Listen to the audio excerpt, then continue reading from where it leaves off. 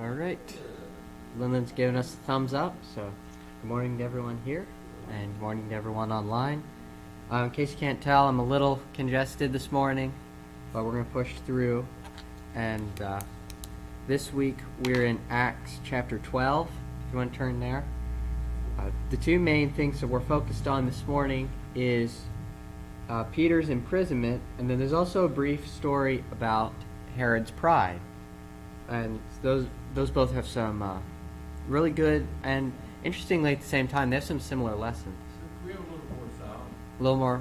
Yeah, I'll do it. Yeah. All right. We'll get it turned up here in just a moment. All right. Is that better? All right. Good. I have one right here. Thank you. All right. So to start out with some background for chapter 6, we just got to see, turn my page back. Chapter 11, we got to see Peter reporting on what happened with Cornelius and with the Gentiles finally being told the good news. Then we also got to see at the end, the first time that the Brotherhood is called Christians. It says they're first called Christians at Antioch. And they had a short little focus on Barnabas and Saul at the end of that chapter. This is the last chapter that's really going to focus on something that Peter does. Very shortly after this,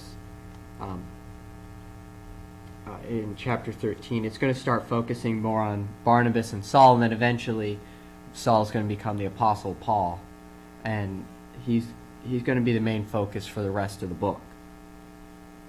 So what do we have going on here? Well, I know I have a couple volunteers to help with reading. I'm going to do the first 3 verses just to get us started off here.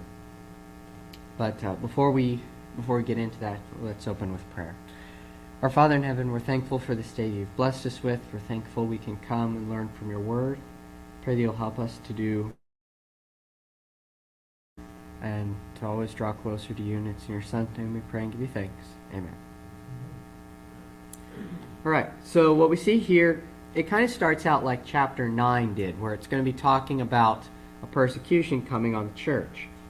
But there's a slightly different source this time. It says, "Now about that time Herod the king laid hands on some who belonged to the church, in order to mistreat them. He had James the brother of John put to death with a sword. When he saw that it pleased the Jews, he proceeded to arrest Peter also. Now it was during the days of unleavened bread."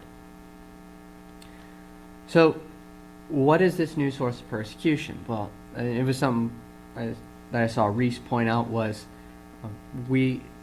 before we had persecution by kind of the religious leaders, spearheaded by Saul. So it's more of a religious or cultural kind of movement. Now what we're seeing is the civil authorities, led by King Herod, are starting to go after the church. And there's a couple reasons for that. So this particular Herod is Herod Agrippa. There's a couple times where he's been like on the outs with Rome, and then he happened to support the guy who came to the throne. So right now he's kind of at the height of his power. He was given a lot more autonomy over the region of Israel, or rather at this time it's Judah, Galilee, Samaria, and I think he has like a 4th little area under his control. But because he supported the right guy who then became emperor, he got a little bit more autonomy over his land than some of the other Roman governors. Part of why he is called a king. So how the Herods, though, weren't quite as Jewish as everyone else, but to kind of get himself on the side of the Jewish people, it said that he, Reese noted, he kind of acts like a Pharisee. And tries to hold pretty strongly to being a Pharisee, to kind of give him a good look in the eyes of the people. Now, the way that he does it is very similar to the way that Jesus indicts some of the same Pharisees throughout the Gospels, is that a lot of his piousness that he shows is outward show. He's kind of doing it to put it on to be popular with the people. He's not so much doing it to be sincere to God. So what we see here is something similar to what Paul's going to say later in the epistles, is that to kind of prove that he had this zeal, he was willing to persecute the church. And that's like the level of, not zealty, zealousness. Is it zealousness? The level of zealousness that he had for the law when he was a Jew. And we see here that Herod's going to be trying to tap into some of that.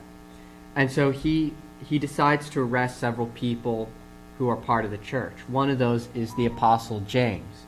And this is the second time that we've heard of a member of the brothers being put to death with the sword, and first time that it's an apostle. Now, losing James is obviously something of a fairly big deal for the church. While he's not focused on much in Acts, he's known a lot throughout the Gospels because he's one of Jesus's like inner circle. Very often you'll hear of Jesus will take aside from the rest of the 12 Peter, James, and John, and they were all very close together. He's also John's brother, and then again, first time that the church has actually lost an apostle to martyrdom. So a really bad situation. Then, to make things worse for the church, Herod sees that not only was there no backlash from having put James to death, a lot of the people that he ruled actually liked it. And so he decided, all right, well, now I'm going to go after Peter. And so that's what leads him to arresting Peter. And it's kind of like with Stephen's death. It didn't satiate Stephen's opponents. It only made them hungrier. And that's what led to one of the first big persecutions against the church. Now we see very much the same thing. They aren't satiated by James' death. Now they want to go for more. So with that, it leads us to Peter being arrested during the Festival of Unleavened Bread, also known as Passover. So with that, can I get, Dad, would you be willing to read verses 4 to 5?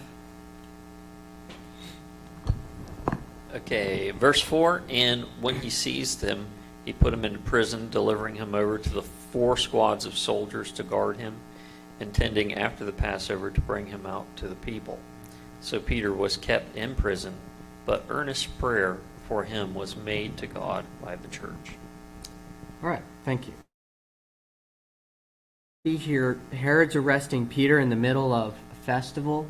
One of the things we noted a couple weeks ago, and I learned for the first time, was that in this time, it was not uncommon at all for a lot of the Jews who became Christians to hold to both Christianity and Judaism at the same time. So for Peter, this is obviously not a situation he wants to be in. He's having to spend Passover, which is one of their deepest, most memorable holidays. He's having to spend it in prison because of this. And further, Herod's wanting to use him as a show to show how pious he is. Now, it says that, and this goes back to what I mentioned with the comparison to Paul in the epistles. It does here, where was it? Maybe it's somewhere else. I thought there was a phrase, and then I don't actually see it in the verse, so I'll move on. I thought it said that Herod wanted to show his zeal or something. I might have misread something while prepping. All right, I'll move on from that point. But one of the interesting things to see here, though, from what we know of the history of Herod, and what we're going to see later on with his prideful show and his prideful speech before the people, is he really is wanting to put on a show here. And I think it's a pretty great contrast to the Christians who are praying for Peter at this time. It says that they're gathered. It says that the church is gathered together fervently praying for Peter. And later we're going to see that they're gathered inside their homes praying for Peter together. And so there's kind of a contrast here between public show and private prayer that I want to highlight. And turning back to Matthew chapter 6, verses 5 to 6, reminded me of something Jesus said during the Sermon on the Mount. He said, "When you pray, you're not to be like the hypocrites, for they love to stand and pray in the synagogues and on the street corners, so that they may be seen by men. Truly I say to you, they have their reward in full. But you, when you pray, go into your inner room, close your door, and pray to your Father who is in secret. And your Father who sees what is done in secret will reward you." And here I think we're going to see a very good application of that verse with what happens between Herod and the church. So I think... Oh yeah, and then just one other quick fun fact about verse 4. For a very long time, and this is still the case with the New King James, the word, or who in verse 4 has the Passover in their Bible? Sometimes it says Easter. Most people have Passover now. That's how they tend to translate it now. For a long time, because when William Tyndale did his publication way back in the 1600s, they had less manuscripts.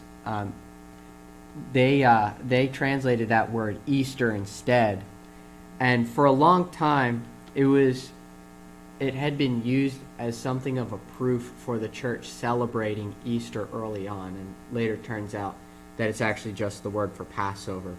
But what's funny is, or I'll get to in a moment. What's funny, because they also did that with the Bishop's Bible for a very long time. I think it's still the case today. The King James Version still says Easter instead of Passover. So almost all of Europe calls Easter Passover or Paschal. Okay. Only like the English-speaking areas call it Easter. Huh. I didn't know that. There's know we're the only ones controversy to over the meaning separate. of the name Easter and where Yeah. it originates.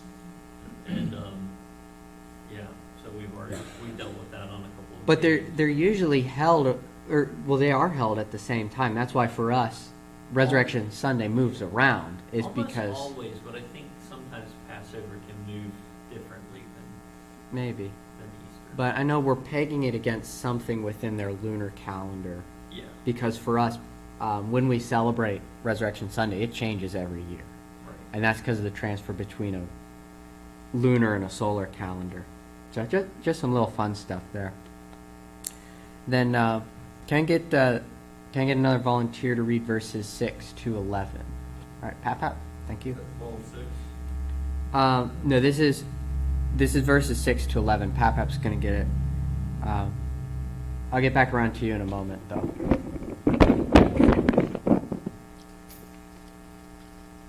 Ready? Yep. On the very night that Herod was about to bring him, 2 soldiers, bound with 2 chains, and guards in front of the door were watching over the prison. And behold, an angel of the Lord suddenly appeared, and a light shone in the cell. And he struck Peter's side and woke him up, saying, "Get up quickly." And his chains fell off his hands. And the angel said to him, "Gird yourselves and put on your sandals." And he did so. And he said to him, "Wrap your coat around you and follow me." And he went out and continued to follow. And he did not know that what was being done by the angel was real, but thought that he was seeing a vision. When they had passed the first and second guard, they came to the iron gate that leads into the city, which opened for them by itself. And they went out and went along one street, and immediately the angel departed from him. When Peter came to himself, he said, "Now I know for sure that the Lord has sent forth his angel and rescued me from the hand of Herod, from all that the Jewish people were expecting." Thank you. So here we get to see the account where Peter is set free from prison, and I think it's almost apropos to say that what one might look at and say, God seems to save Peter just in time, because this is like the night before Peter is about to be brought forward to be executed. But it's really more proper to say God is saving Peter just in his time. And why God waits towards right at the end versus in the middle of Peter's imprisonment, we don't really know. But God certainly, almost in a sense, doesn't spare any expense to set Peter free. I mean, he sends an angel to him, and then there's a lot of really miraculous things that happen here. Now, the funny thing is, you see down in verse 10 and 11 that, or wait, no. Which one is it? Yeah, verse 11, you see Peter coming to himself. For most of this, he thinks he's just dreaming. I mean, have you ever had something so good happen to you, you think you're dreaming? Am I really awake right now? And you like pinch yourself a couple times. This is kind of what's happening to Peter. It's not until he's out of the prison and down at least a street from the prison that he finally realizes, oh, I'm not actually dreaming. This is all happening to me right now. Now, there's some funny, well, I guess not funny, but there's some interesting little details in here to note. First off, we see the very clear miraculous components to this rescue. This is certainly not a rescue happening without God's help. Besides just the angel appearing, we see that these chains that he's bound to the guards with fall off. There's no way that that's happening without God's intervention, because as soon as that happens, the guard on the other end of that chain is going to know, unless God is keeping them from being alert to it. And that's almost another miracle in and of itself, because you have Peter chained between two guards, then you have two more guards guarding the cell for a total of 4. That's a lot of guards that you would have to get past, and shows even more clearly God is either he's making what's happening to Peter invisible, he's putting the guards into a deep sleep, something like that, something that allows him to get past these guards. And then the door opens on its own. That's another thing that, I mean, doors don't usually just open themselves. That's something that God is doing here. Now, it's only 4 guards mentioned at this particular moment. It says that he's being guarded by 4 squads of guards, and it's probably kind of like a rotation duty. You have 4 guards on duty at a time, and they'll take turns for several hours. So those are some of the miraculous components here. Now, there was an interesting,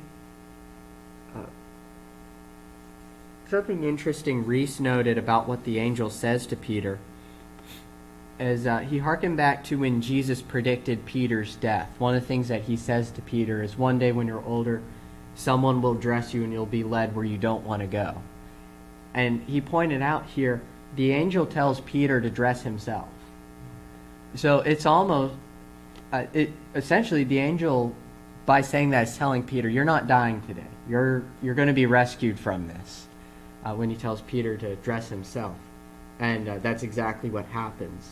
After Peter dresses himself, they walk through the gates, and once he gets a block past the prison, the angel leaves, and Peter wakes up and realizes, I'm not just dreaming, I've been set free.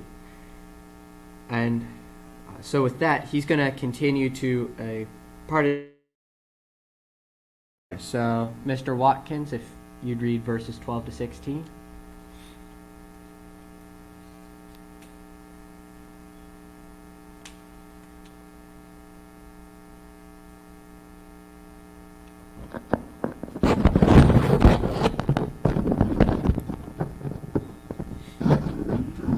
When he realized this, he went to the house of Mary, the mother of John, whose other name was Mark, where many were gathered together and were praying.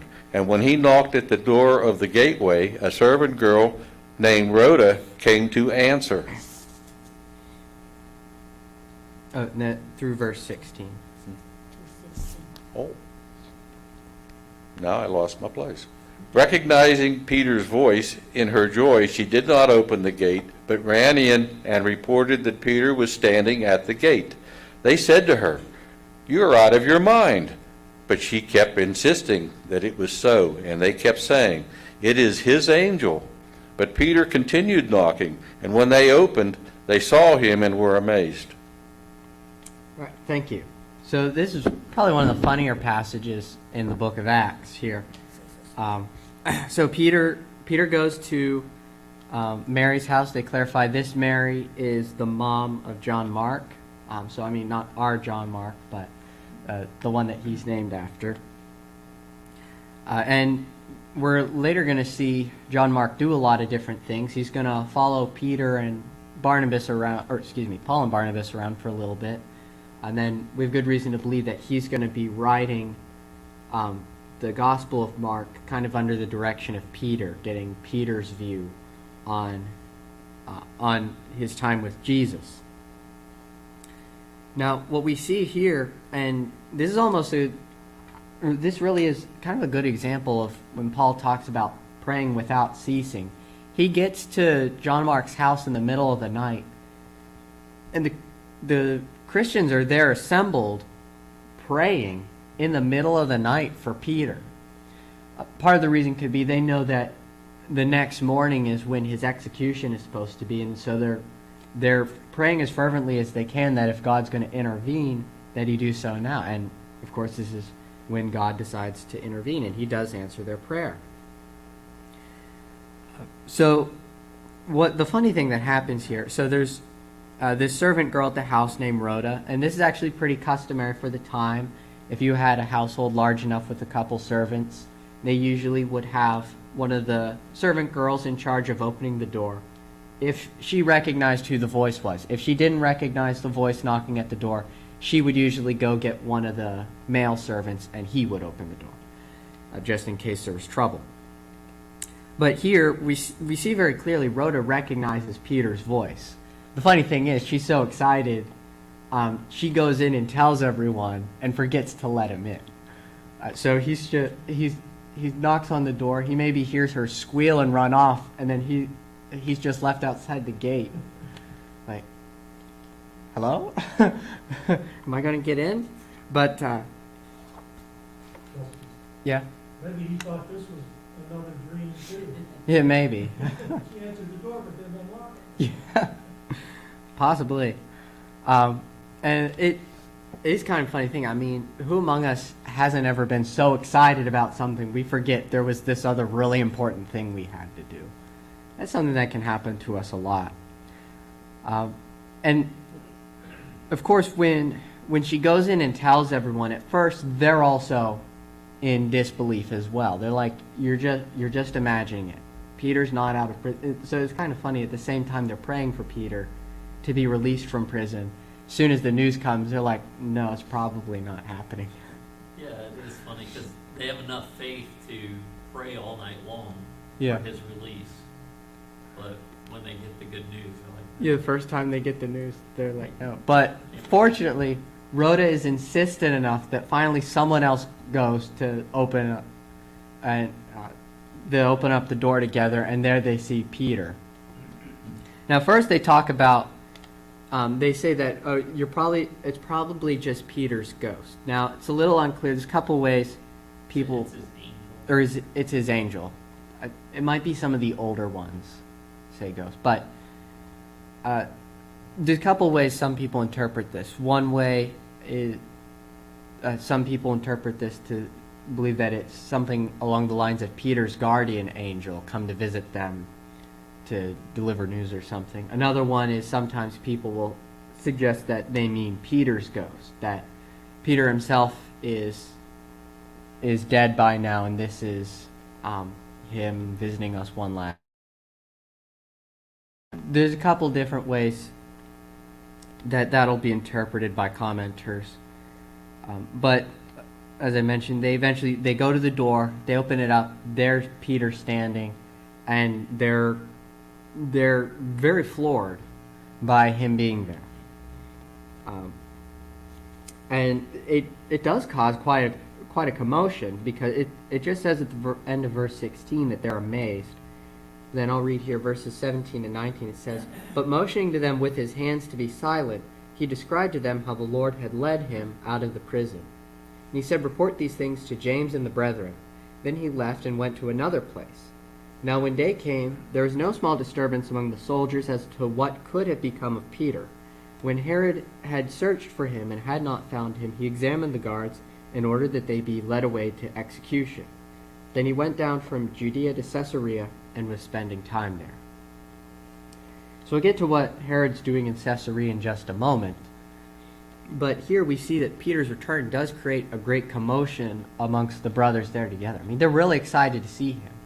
You can tell by their reaction to Rhoda initially. They think that he's either dead or as good as dead by now. And so to see him alive with them again is really a great joy for them. And so in order to get a quick word in, Peter has to like motion with his hands to, here, quiet down. I want to say something to all of you guys. So he gets to speak to them, and he kind of reports to them the whole story about how he's let out of prison. This seems to be something normal for Peter. I mean, we saw him do it. He recounts what happened with the sheep being lowered down from heaven and him going to Cornelius. He recounts that to the brothers. Now again, he's telling them the story about how he got out of prison. And then, interestingly enough, he almost hints at some kind of mutual accountability between him and the other apostles. Because his last words before he leaves is, because he needs to get out of town, because Herod is right there in town and would very much like to rearrest him come morning. So this is his time for him to get out of town. So he says, tell James, and at this point it's referring to Jesus' brother James and the other apostles about what happened. So he wants them to be informed on the situation. So then daytime comes, and we turn from a joyous commotion in the house with the brothers to a much more sorrowful commotion amongst the soldiers, because they wake up and Peter's gone. And in those days, if a prisoner escaped, this was their disincentive to make sure that guards didn't just let prisoners free, was if you were in charge of a prisoner and that prisoner escaped your custody, you were put to death in his stead. And so that's what Herod does. Now, it's unclear if he does this to all of the 16 guards in charge of Peter, if he just does it to the 4 that were there when Peter broke free. But we see here consequences, essentially, of Herod's evil. Because, I mean, Herod is really the cause of all these problems. He was the one who led the new wave of persecution. He's the one who arrested Peter. He's the one who assigned these guards to Peter. And now that now that Peter's been set free through like no ability of their own to stop it, he's going to punish them by executing them. So all this is essentially Herod's fault right now, and you would think that he would get some kind of idea that he's doing the wrong thing here, but apparently not. So that is the end part of the account related to Peter's arrest. One of the last times we're going to hear from Peter in the book of Acts. Then for the last bit here, can I get a volunteer for verses 20 to 24? All right, Dad? Now Herod was angry with the people of Tyre and Sidon, and they came to him with one accord, and having persuaded Blastus, the king's chamberlain, they asked for peace because their country depended on the king's country for food. On an appointed day, Herod put on his royal robes and took his seat upon the throne and delivered an oration to them. And the people were shouting, "The voice of a God and not of a man." Immediately an angel of the Lord struck him down because he did not give God glory. And he was eaten by worms and breathed his last. But the word of God increased and multiplied. I heard a couple people chuckling about it being eaten by worms part. So one of the interesting things about this portion of the text is that it's also recounted by Josephus. He recounts very much the same thing going on here and provides a couple extra details on the side. So what's the dispute going on, first of all? Well, Herod has some big disagreement going on with Tyre and Sidon, which is going to be right next to his kingdom. And so to try to smooth things inside and get the man in charge of Herod's bedchambers onto their side, some people think it might be they persuaded him through talking with him. Others think they might have bribed him to, to help represent them before the king. Either way, they have the chamberlain, the guy in charge of the king's bedchamber, kind of helping to negotiate peace between them and Herod, because they get all of their food from Herod's land. And so if they're on Herod's bad side, they don't get to eat anything.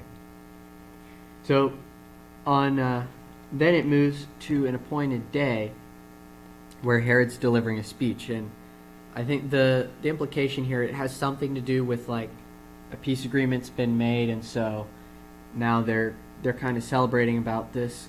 Josephus says, where was it? He says that this day is the second day of a Caesarean sporting event that they were holding.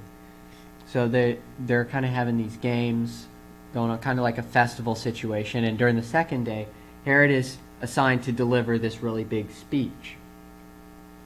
And it says that here it talks about he has on his royal apparel. Josephus says it's kind of like a silver garment. So very, very fancy, very shiny garment that the king wears. And Josephus also records that a lot of flattery is given to Herod at this time, and he refused to rebuke any of it. And we have the type of flattery listed here. People are comparing his voice to that of a god, and he's refusing to condemn any of it. He seems to really like it. So as punishment for that, and probably for a host of other things besides, God sends an angel to strike him, and so he's eaten by worms and died. Isn't that a lovely way to go? Certainly not a way that I would want to go, but yeah, that's kind of what happens there. Now, what's interesting, here in verse 24 it says, "But the word of the Lord continued to grow and to be multiplied." So we kind of have here a tale of two words. So we've just been told Herod delivers this really great, really eloquent sermon, but his words stop that day. They're not recorded for us. We don't know what the kinds of things he was saying was. So kind of a word that just fades away despite so many people heralding it as great at the time.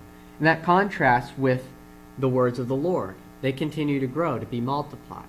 And we're evidence of that today, that it continued to spread and continued to grow. I mean, we live on the opposite end of the world from Israel, and here we are, 2,000 years later, still learning about God's words.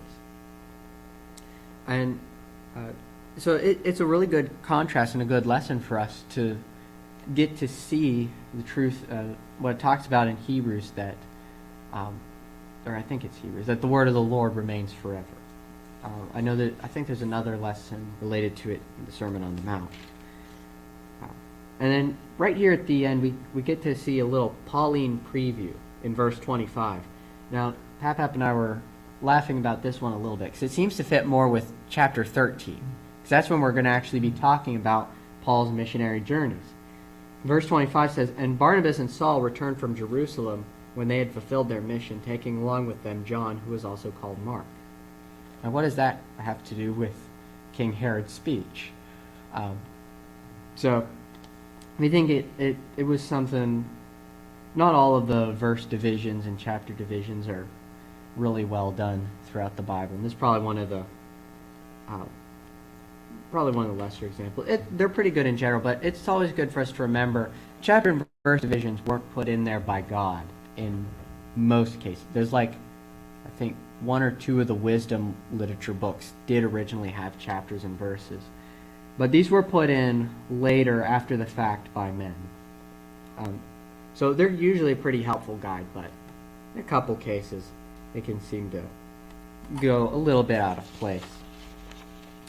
But before we close off here today, I just want to recap a couple applications, a couple lessons for us from the example of Herod versus the Christians.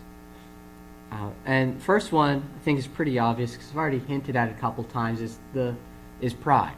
We see here a very good proof of Proverbs 16:18. Pride goes before destruction, and a haughty spirit before stumbling.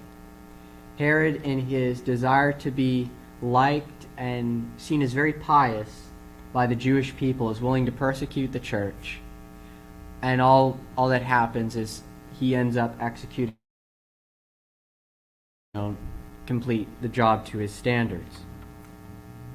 Then later on we see Herod's pride in refusing to rebuke the people for trying to compare him to God, and that ultimately leads to his death. Now let's contrast that with the Christians throughout this passage, who are being very, very humble people.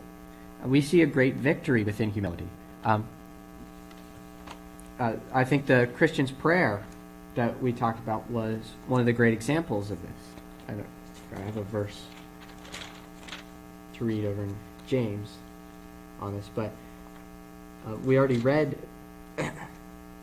Matthew chapter 6, where Jesus kind of like probably 10 or 15 years before the events of Acts chapter 12 is going over exactly the kinds of things that we see play out right here, which is that the one who's being prideful and showing public, he's the one who's led to destruction, but it's the humble ones who have their request answered. And James 4:10 says, "Humble yourselves in the presence of the Lord, and he will exalt you." It's exactly the example that the Christians set for us at the time. And then I think, so who do we ultimately see here receiving the victory of humility? Well, I think Peter's one who certainly has a victory here. He's set free. The Christians do, their prayer being answered. But then, almost in an unlikely sense, I think even James receives a victory here. I mean, he gets to receive his reward, which is certainly a greater thing than we have in this life. I mean, it's very sad that he was martyred and that Herod was willing to go to such evil lengths, but there is some victory in that. And the final lesson, real quickly, has to do with honoring others. I heard this talked about a couple weeks ago, and I thought it was a good lesson, so I wanted to share it all with you, because we see a good example of this here.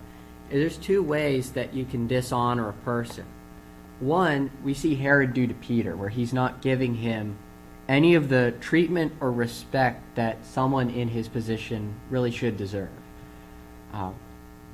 Peter has done absolutely nothing to deserve being thrown in prison as Herod did to him. It was very dishonoring to Peter. But there's also another way that you can dishonor someone, which is to give them too much honor or far more honor or recognition of some kind than they actually deserve. And I think we see here both the people give this to Herod, and then by going along with it, Herod really dishonors himself too. He lets himself be elevated and goes along with letting himself be elevated to a position that he is not deserving of. And so we see within Acts chapter 12 two different ways we need to be careful with how we honor and dishonor people. Or rather, how we honor people. We're not really supposed to dishonor people in general, but.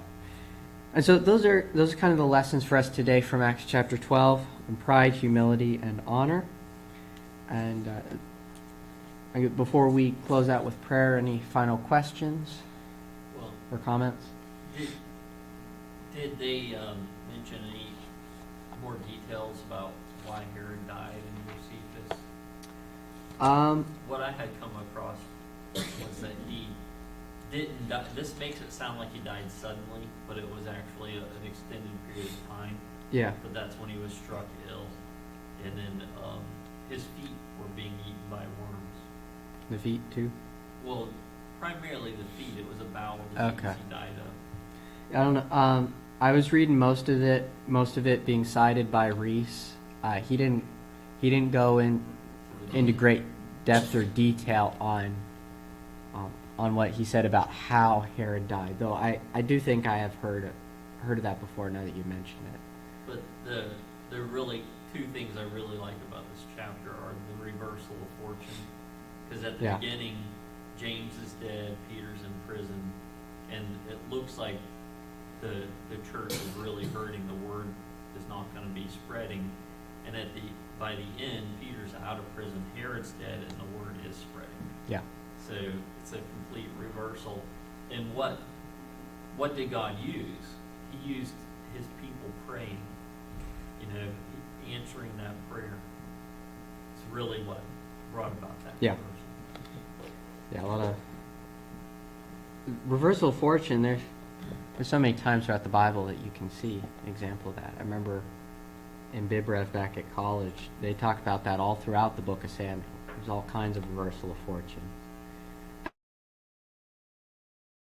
God doesn't always do things or present things in the way that we would think they ought to be done.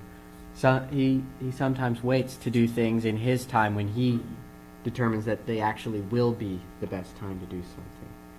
And so I guess it can lead to another good lesson for us on patience. Sometimes we have to be patiently praying and waiting. Sometimes we may think it's time for God to act, but God knows that if he waits a little bit longer, something even better is going to come out of it. So another good lesson for us. Any other questions or comments? All right. Well, thank you all for your attention this morning. And with that, we'll close with prayer. Father in heaven, we're thankful for this time that you've blessed us with to come open up your word, to learn from it, to receive encouragement that even though sometimes we see things look bleak for your people within Scripture, you're always right around the corner there to deliver. And that's certainly a great thing for us. And we're grateful for the deliverance that you have given to us, most of all for your Son's deliverance through the gift of salvation. And we're grateful for that blessing most of all. And it's in your Son's name we pray and give you thanks. Amen.